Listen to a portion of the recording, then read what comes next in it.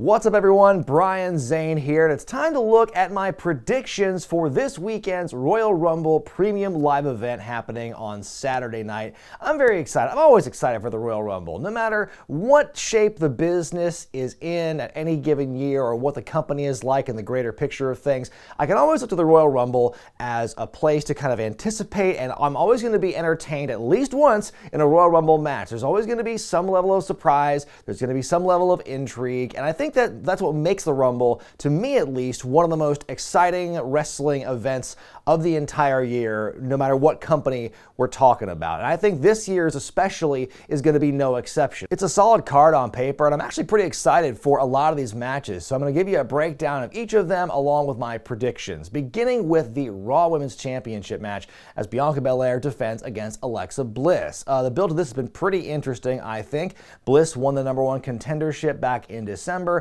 and ever since then we've been seeing this kind of inner conflict that she's been having with her darker evil side that came about once she became part of Bray Wyatt's circle before he was first released. And so they're trying to navigate the twists and turns that whole storyline, that character took, and they're trying to all tie a bow on it basically as Bray has come back and now Uncle Howdy's been involved, and there's been this kind of conflict with he and Alexa Bliss, who's really in charge. We've seen the kind of back and forth with Alexa's behavior. As soon as the logo flashes on screen, she takes on this different kind of persona, and I think it's been pretty interesting. It's fun to see them try and do these loops to try and figure out, okay, how are we going to make everything make sense from what we saw in the before time. So I think that's going to play a lot into this match. I think we are going to see some of that dark side of Alexa Bliss involvement. Might we see Uncle Howdy in this one? I don't know. Considering the other match on the card, he might be a busy man, that Uncle Howdy. So I don't know if we'll see him directly in this, but I think we will get some of that kind of darker, mysterious influence on Alexa, and I think that will play a role in how this match goes down. I'm actually going to make a bold prediction here, and I think that Alexa is going to win. Thanks to whatever the dark powers she has, she's going to win. She's going to become the new champion. I think it's her first singles gold in 4 or 5 years. It's been a long time, but I think that, Bianca, of course, not taking anything away from her. I think she's phenomenal, and she's really kind of carried the women's division on her back for the last umpteen months, almost a year now at this point. So yeah, based on how the rest of the card looks and how I think it's going to go, my pick is going to be that Alexa Bliss beats Bianca to become the new Raw Women's Champion. We go now to the Mountain Dew Pitch Black match. I'm suddenly very thirsty as Bray Wyatt takes on Los Angeles Knight. Now this is kind of a big deal. This is Bray Wyatt's first official on-air televised match since WrestleMania 37 in Tampa when he wrestled Randy Orton. And there's conspiracy theorists who think that wasn't even him in the Fiend mask. So who knows when the actual last match of Bray Wyatt was, but it's been a long time. And I think fans are really excited to see him finally get back in the ring.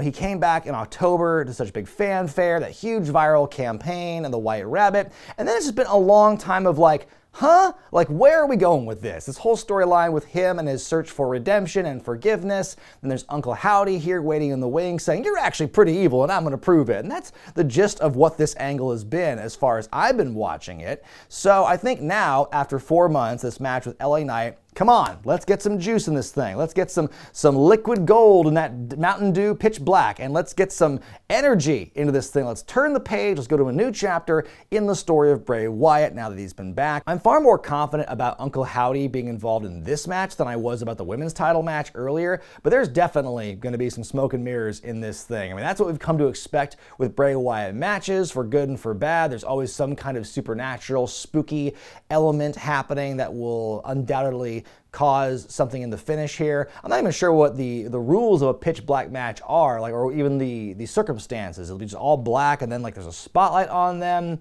We'll see. I'm curious at least as to what this match is about. I think LA Knight, he's coming to his own since ditching the Max Dupree thing, and he's being his own guy. I think that's been a welcome change for his character, and I think that I was hesitant when this feud, this rivalry first began, but I think these two have kind of come into their own as characters, and so I'm curious to see how this match is going to go. But there's no question who's winning this thing. It's Bray Wyatt all the way, and I still think Uncle Howdy is going to be responsible for it.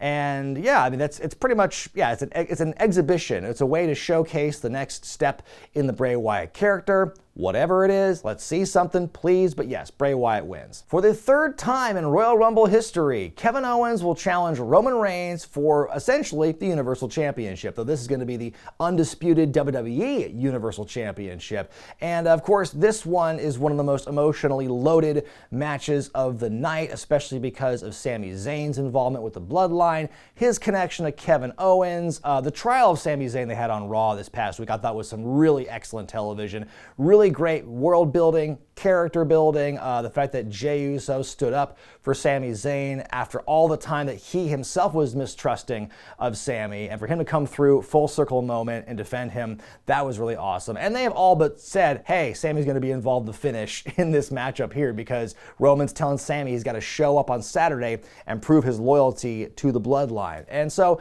I don't doubt Roman's going to win and retain the championship. That just seems to be kind of like academic. You don't bet against the smart money at this point. I've learned my lesson about that.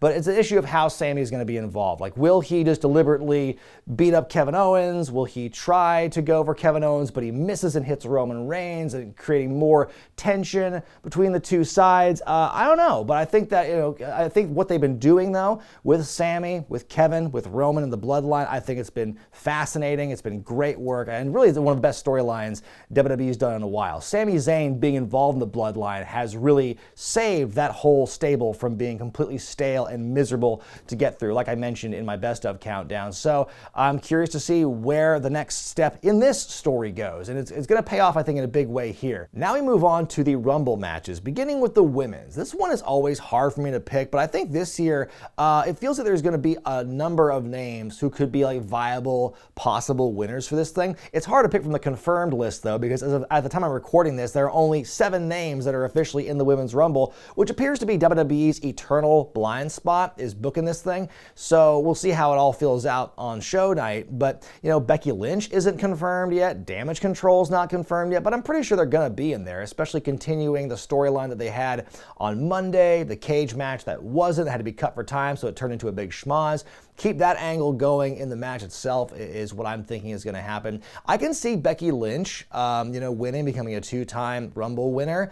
I could also see Bayley winning. It's her time to get like a WrestleMania Women's Championship match. Also, I see Rhea Ripley as being a potential winner. I think she's been killing it with the Judgment Day. By the way, the Judgment Day was kind of on the bubble of the best of list that I put out as far as like how much they improved since when they first formed to where they are now. Like the Judgment Day's redemption, I think, was definitely a high point for 2022. And I could see Rhea Ripley kind of surprising people and winning, and maybe jumping over to SmackDown to challenge Charlotte and try and get her win back from WrestleMania Pandemic Edition or something like that. There's a few different possibilities, but I'm just going to go with a wild pick here and say Rhea Ripley wins. Then finally, the men's Rumble match. And this one feels a lot easier to pick for me because it's got to be Cody Rhodes, right? I mean, the way they've built this whole thing, the way Cody left with injury and all the fervor around him, the fans want to see him back, they want to see him healthy, and they want to see him challenge Roman Reigns for the belt because that's kind of how it's been,